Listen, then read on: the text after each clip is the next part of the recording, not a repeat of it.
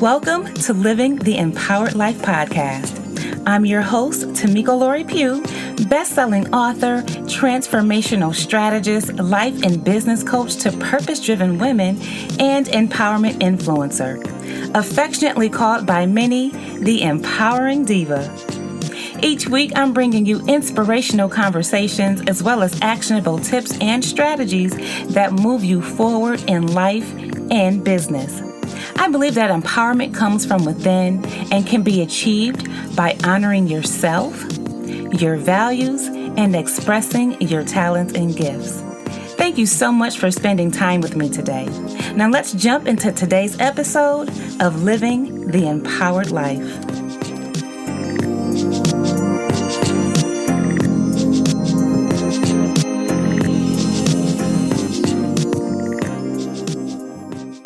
As we prepare to move into Season 2 of Living the Empowered Life podcast, we are bringing back some of our top episodes of Season 1. Enjoy today's throwback, and we will see you soon.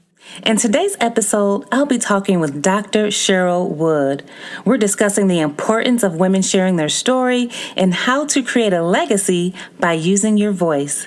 Dr. Cheryl Wood is an international empowerment speaker, 11-time best-selling author, leadership expert, and master speaker development coach for women. She teaches women the power of owning their story and unleashing the power of their voice. Dr. Wood has trained thousands of women leaders across the United States and abroad in South Africa, India, France, United Kingdom, Canada, and the Bahamas. She empowers women leaders to get out of their comfort zone, courageously take risks, and create a living legacy using their voice. All right, so you have heard her amazing bio and her amazing introduction. Let's go ahead and jump into our conversation with Dr. Cheryl Wood. Cheryl, welcome to Living the Empowered Life podcast. Thank you so much for having me. I'm super excited to be here. Thank you for being here. I'm excited to have you. So actually, how are you? With so much going on in the world, how are you? I'm actually doing fantastic. I have been so much more productive during this time than I have been in a long time, because by trade, I travel a lot as a professional speaker. So I'm on a plane, a train, in a car somewhere, traveling to somebody's live event to speak. And so now being quarantined at home, it has given me the time to be creative. It is given me time to connect with people the way that I used to when I first started business. So for me, it has been super productive, and I'm just so grateful for the time.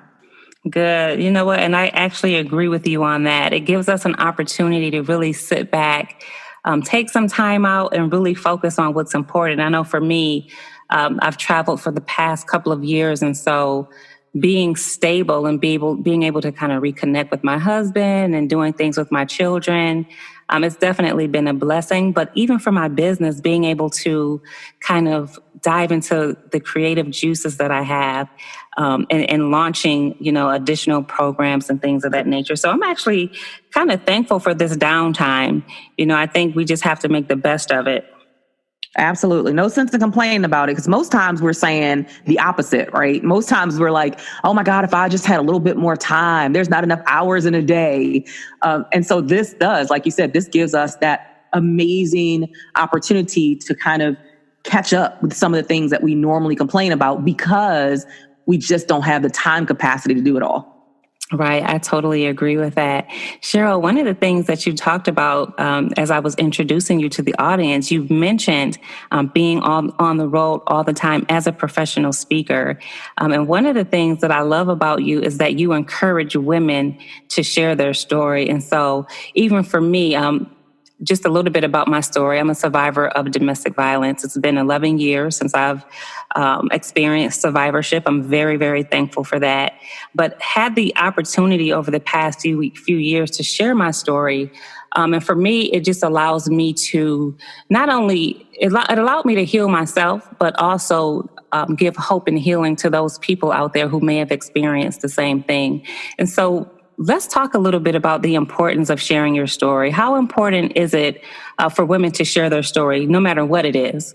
Yeah, there's something that I share with every client that I work with, and that's this simple fact. Your story is about you, but it ain't for you. Mm-hmm. And I say that because, yes, you are the person who went through whatever the turmoil was, whatever the hurt or the pain or the trauma or the drama, you went through it.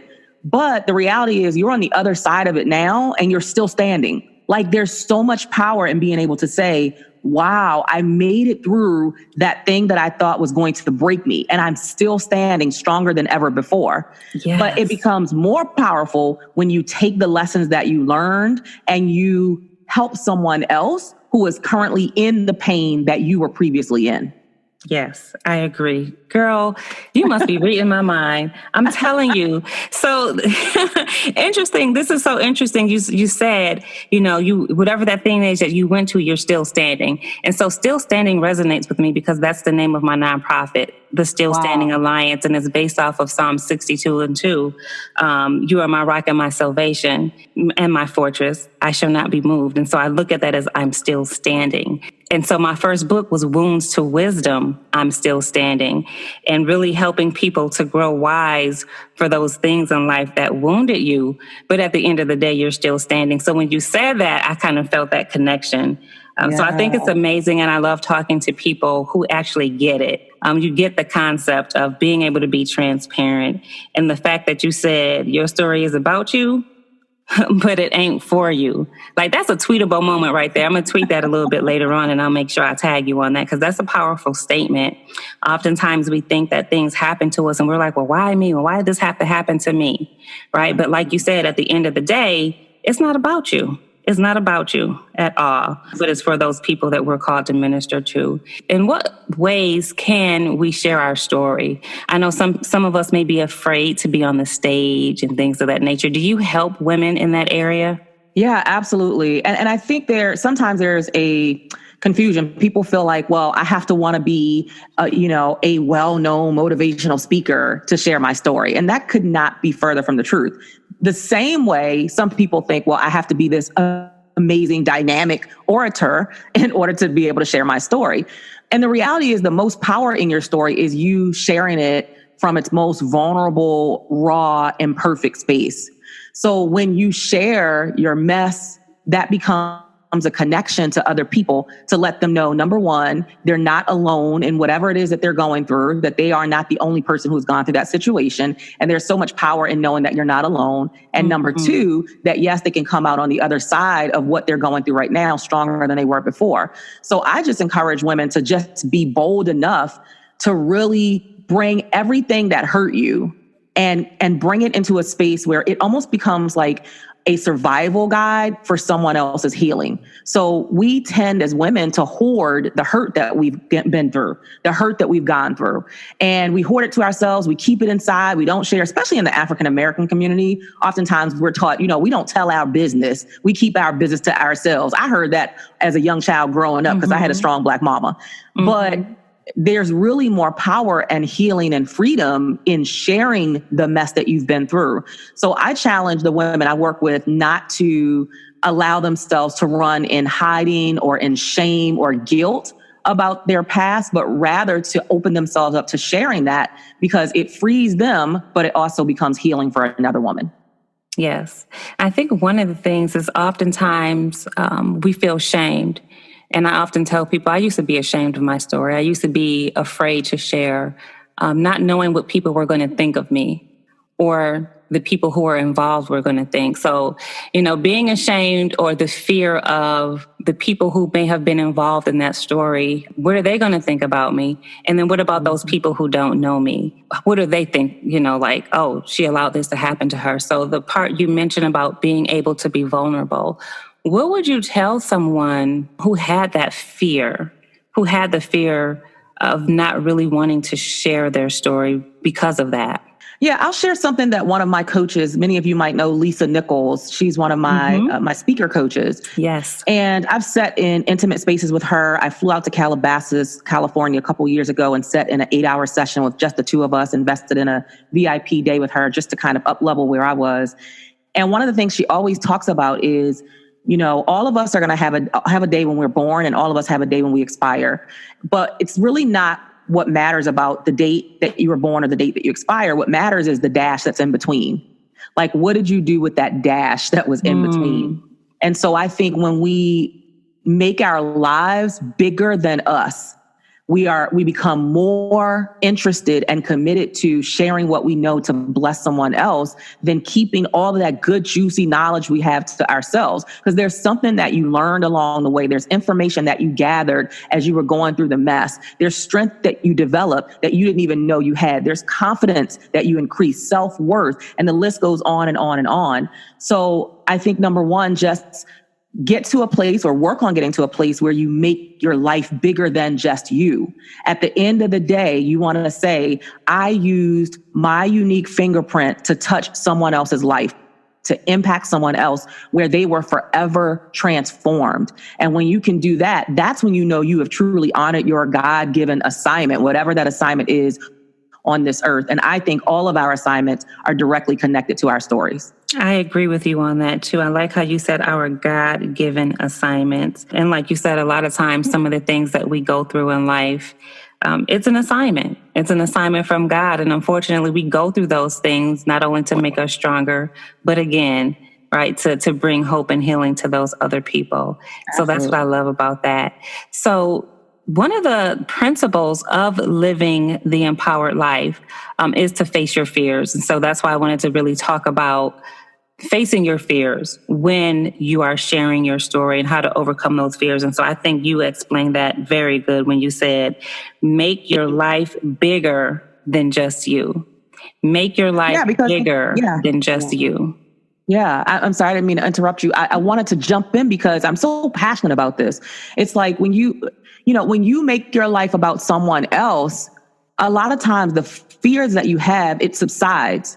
When I first decided I was going to get on a big stage and share a message with women for them to believe that they were possible of more than what they were currently experiencing. Because for such a long time, I lived in a space where it wasn't even living, it was just existing. And I had to really develop the courage and the boldness and tenacity to go after what I want, to create the life that I was in love with and loved waking up to.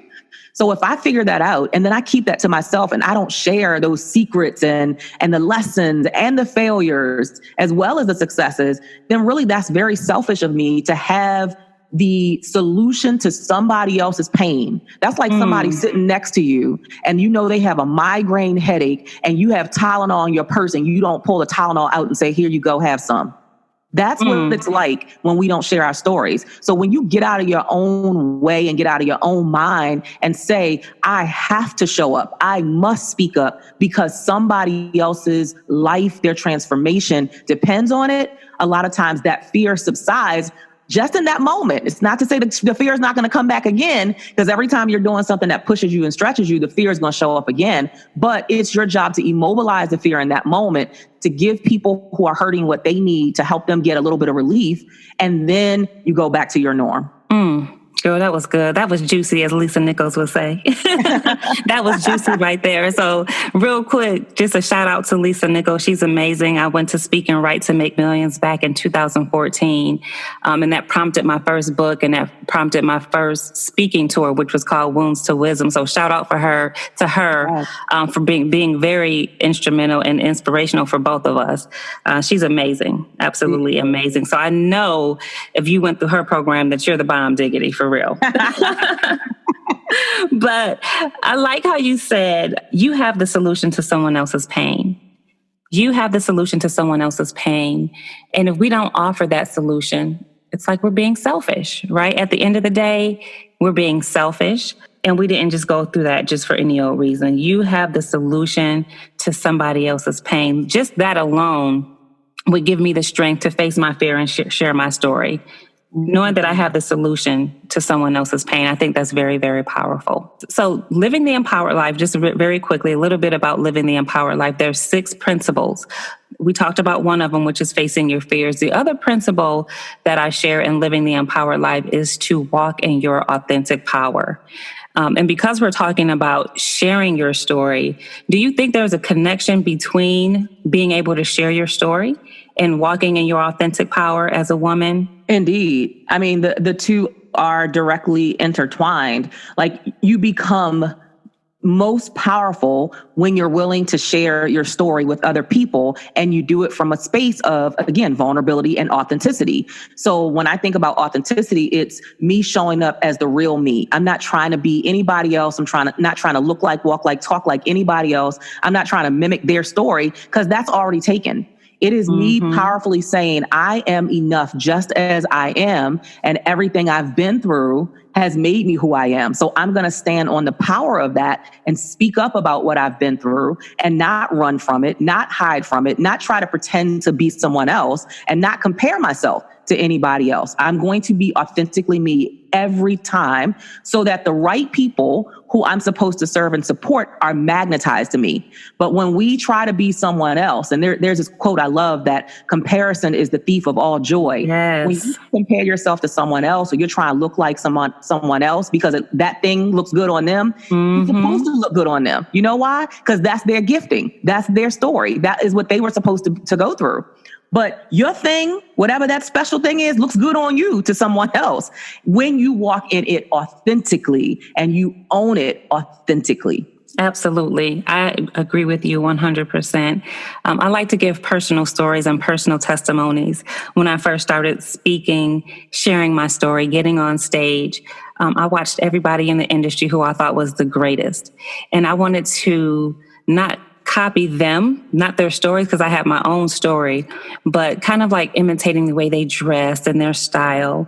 And let me tell you, Cheryl, it didn't work for me, because I wasn't being my authentic self. And so the audience could tell. I would come out on stage and I would have on the perfect, dark pantsuit and the perfect pumps and hair pulled back to perfection. And that's not who Tamiko is. I'm a very outgoing, passionate person. I love bright colors. I love cute dresses. And so once I embraced who I was, then the audience began to embrace me. So I like to use those personal stories when we talk about being authentically you. I love it. I love it. Thank you. And so people are more open to you. Yes. So it took me a while. I was like, oh my gosh, I wasted 2 years trying to be perfect Patty. You know what I mean? Me too. When I came on the scene, I was like, oh, that's how I'm supposed to look. That's how I'm supposed to act. Oh, I'm supposed to speak like that. And I used to come across as a very technical speaker. It's so funny. A couple years ago, I was somewhere speaking at a conference, and someone came up to me and was like, oh my God, like I saw you speak, maybe they saw me speak like 6 years before that. They were like, whoa, where did this person come from? I'm like, the real authentic Cheryl decided to show up and stop trying to look like, walk like what I thought was acceptable in the industry. So I think there's so much power in what you just said and sharing that story. And now it's like, okay, if you don't want this Cheryl, don't book and hire this Cheryl. Like go hire whoever the person is that you want to show up, because I'm always going to be this. I'm going to be a little bit loud. I'm going to be very animated. I'm going to be super passionate and energized.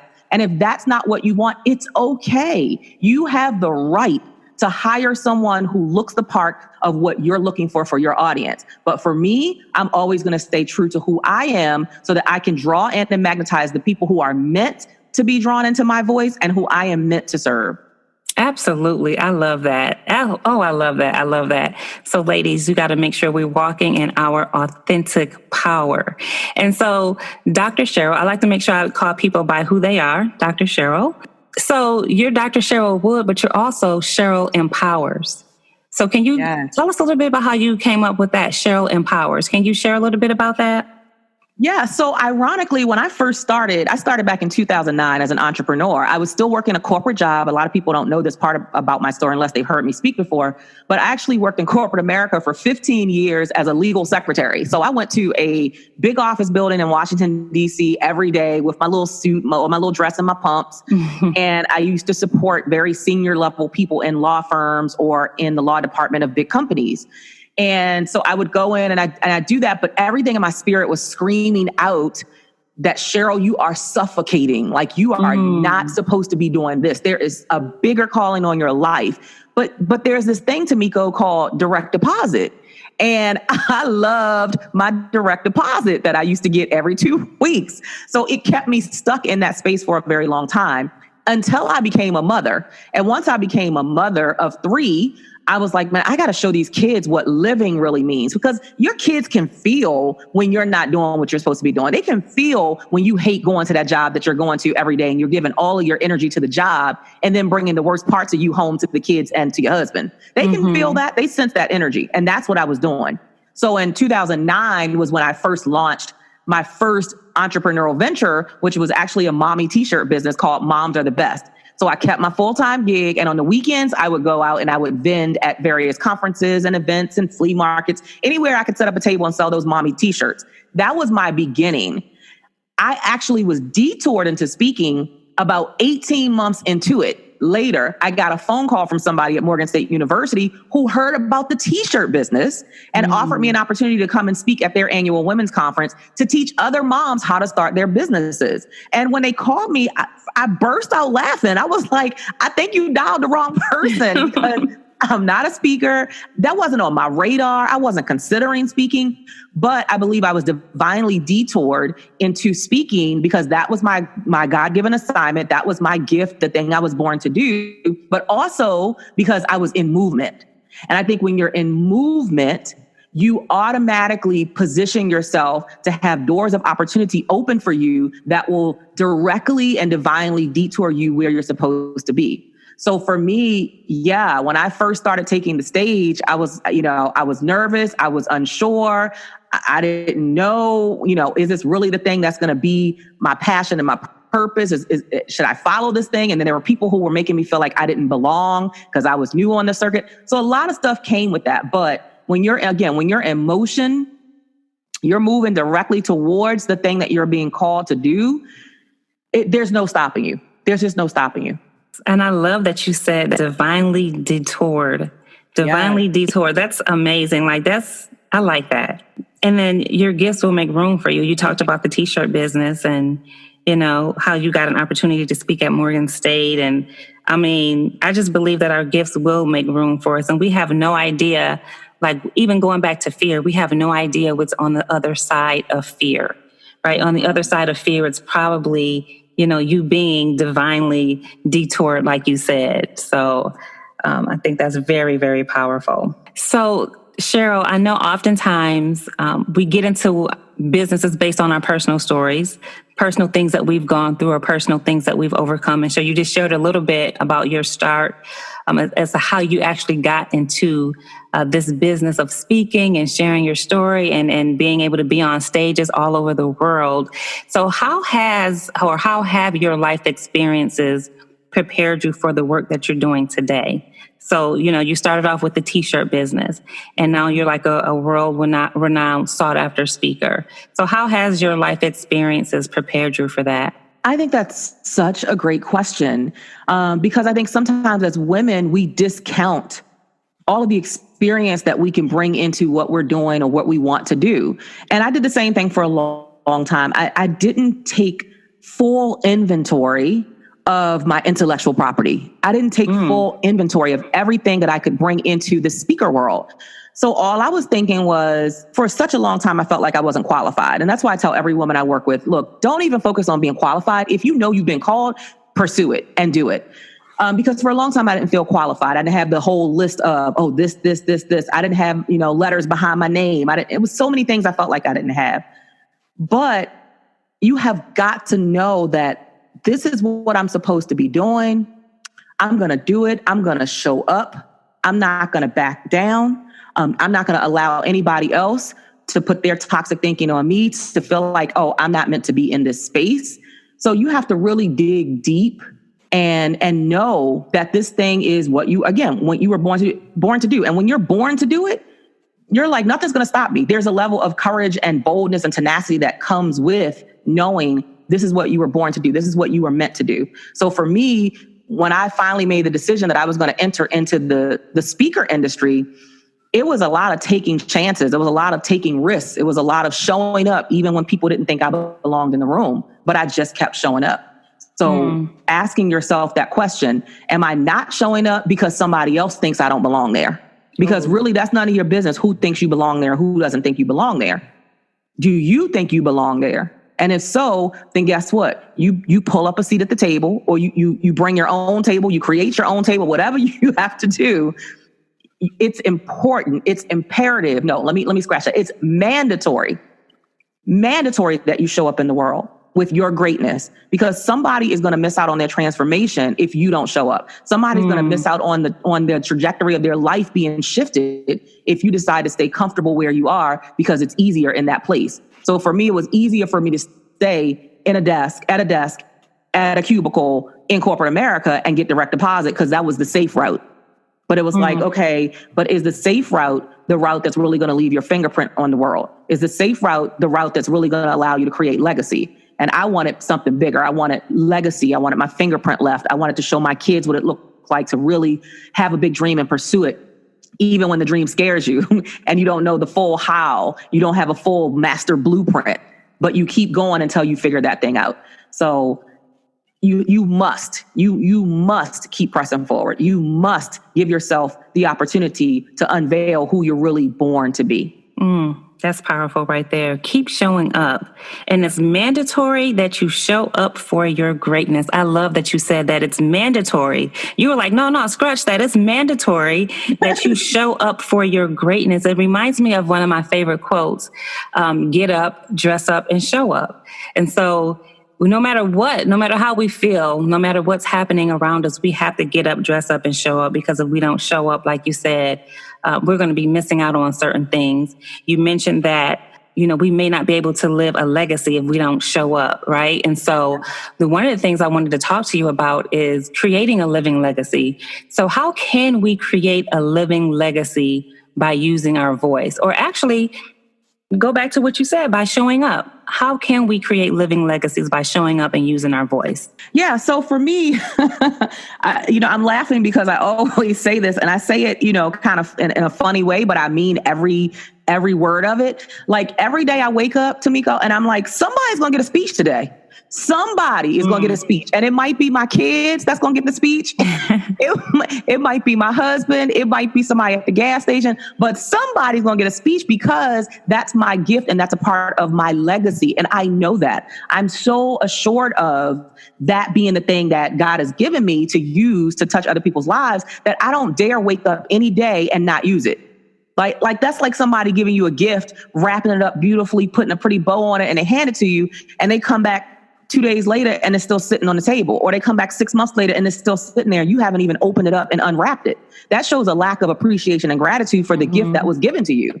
So that's the same space we're in when we don't unwrap our gifts and share our gifts. So when I talk about legacy, I love that you said, living legacy, because that's what I believe in. And I say living legacy because I don't want to wait until I'm like 95. I can't half see. I can't hear. I'm about to check out of this place, and now y'all talking about how great I am. No, tell me while I'm here. Give me my flowers while I'm here. Let me know that I'm touching your life while I'm here. So a living legacy. I want to be living in the legacy that I am creating and how I'm reaching back and touching other people's lives. So it's priceless when somebody sends me an email and says, Dr. Cheryl, oh my God, I met you 3 years ago and I heard you speak at XYZ event. And because of that, everything you poured into me, this is what I'm doing now. Hey, Dr. Cheryl, you might not know it, but I was in such a dark space when I heard you speak on XYZ podcast or interview, because my son had just tried to take his life and I was feeling like I didn't have the strength to make it through that. But hearing your words pierced my soul. Like that is legacy. It's legacy is something you pass down to someone else. So what are you passing down? For me, I want my legacy to be connected with passing down empowerment, boldness, tenacity, living a life that you are in love with because you were intentional enough to be willing to do the work and make the deposits that would allow you to live a life that you're in love with. Whew, girl, you are dropping some serious nuggets and I'm loving every minute of it. And I'm trying to take as many notes as I can. You say so many powerful things, so I'm taking as many notes as I can. But I love the living legacy. Oftentimes we think about the legacies that we live, that we leave when we're no longer here. But what about having a living legacy here today? And then living a life that you are in love with. That's powerful by itself. Living a life, girl, that's a speaking engagement. That's a workshop right there. Living a life that you were in love with. Okay. I mean, I love everything about it. And Dr. Cheryl, you you're very passionate. I can tell by the tone of your voice, the way that you're speaking. You're passionate about the work that you do. And so that's what I admire about you, that I can hear the passion in your voice. And so I just want to say thank you for the work that you're doing to help people to share their stories, to help people to be a living legacy, right? To help people to fall in love with the life that they're in right now. I think is so important because so many people are living, I don't want to say in pain, but they're suffering in silence, right? A lot of people are suffering in silence, especially now with COVID-19 and just crazy things happening in the world. They're suffering in silence. But when people like you come around who's very passionate about the work that you're doing, it makes a huge difference. We have a lot of people that do this work. They're life coaches and things of that nature. But when you're doing it with the right intentions, it shows. So I just wanted to tell you, like, it shows. Your passion shows. The intent to make a difference really shows. And so I love that. I love that about you. So thank you so much for just being intentional and really loving the work that you do. I can tell that you love it. I do. Thank you for acknowledging that. I do. I told you every day, somebody gonna get a speech. Yes, I got a speech today. And right. It's good. The Living the Empowered Life community got a speech. So this is great. I'm loving our conversation that we're having. I really want to make sure that we know about any events or any initiatives that you have coming up. So do you have anything, any program, an event, or some type of challenge, anything coming up that you want to share? Yeah, thank you so much for extending that invitation for me to share. So I actually launched a new women's group called Elevation Entourage. And the reason I named it that is because I believe that no woman entrepreneur should be running her entrepreneurial race on her own. Like, we're in quarantine right now, but some women have gone into quarantine way before we were actually under a stay-at-home quarantine order. Like, they were trying to run their race by themselves, feeling alone. There is no reason for you to be alone on this journey, because the journey is filled with obstacles and setbacks and roadblocks. And sometimes you need to pull on somebody else's strength, because you might not have the strength to pull on your own to make it through whatever that challenge is, or bounce back from whatever that setback was. So when you're in a community of like minds, people who want to celebrate you, who want to elevate you and empower and uplift you, and who want to hold your feet to the fire for what you say you're going to do in the world, that's when you experience elevation and growth. And so the Elevation Entourage was just recently birthed.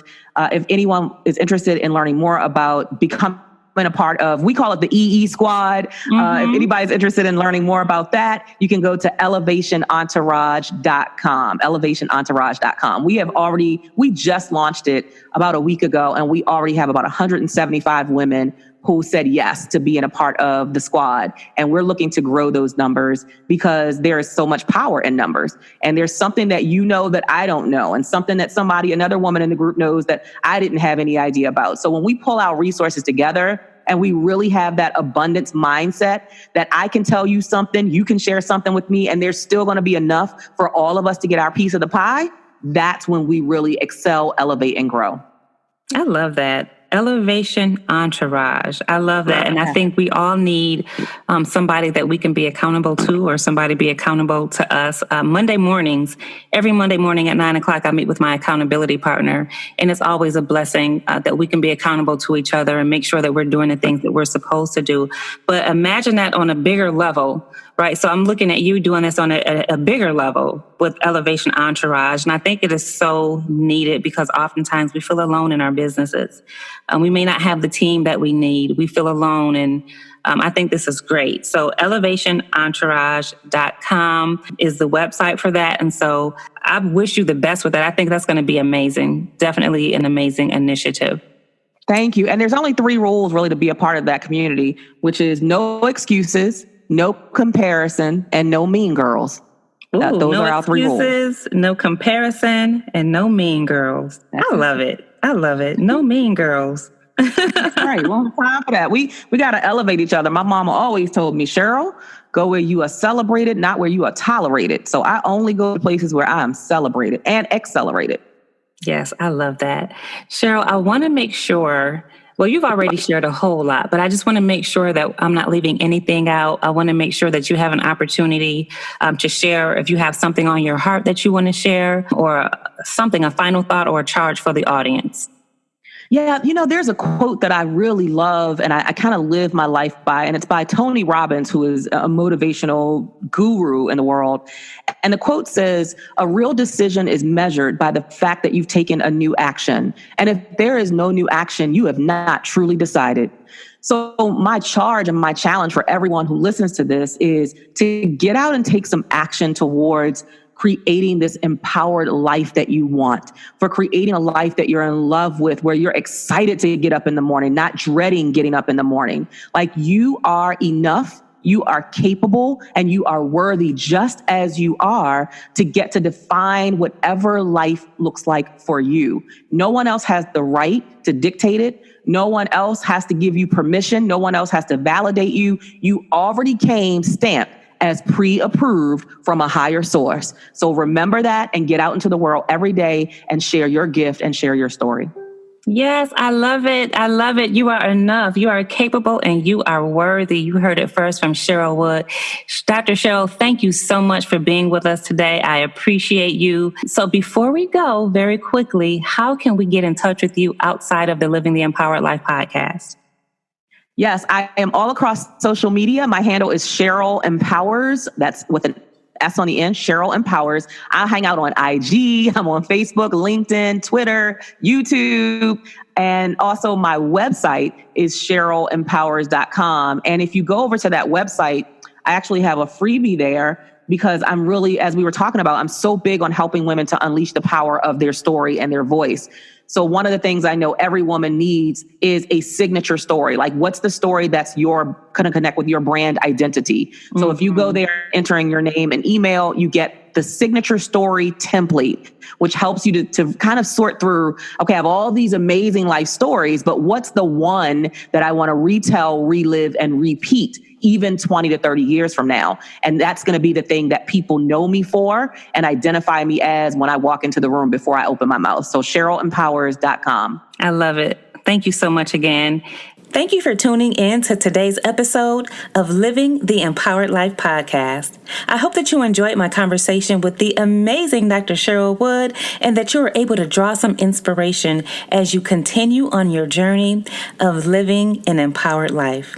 And remember, every time you share your story, it's a reminder that you lived it and that it has value.